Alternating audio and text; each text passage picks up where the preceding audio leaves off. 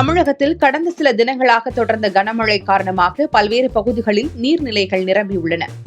குறிப்பாக பெஞ்சல் புயலாலும் அதை தொடர்ந்து வந்த இரு காற்றழுத்த தாழ்வு பகுதிகளாலும் தமிழகத்தில் பரவலாக மழை பொழிந்தது. குறிப்பாக சில தினங்களுக்கு முன்பு தென் தமிழகத்தில் மழை வெளுத்து வாங்கியது.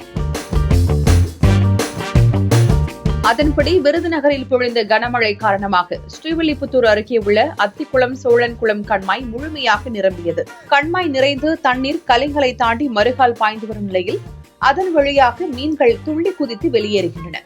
வழியும் தண்ணீரில் எதிர்நீச்சல் போடும் மீன்கள் சாறை சாறையாக கீழே இறங்குவதால் அந்த பகுதியைச் சேர்ந்த பொதுமக்கள் மீன்களை பிடித்து மகிழ்ந்து வருகின்றனர்.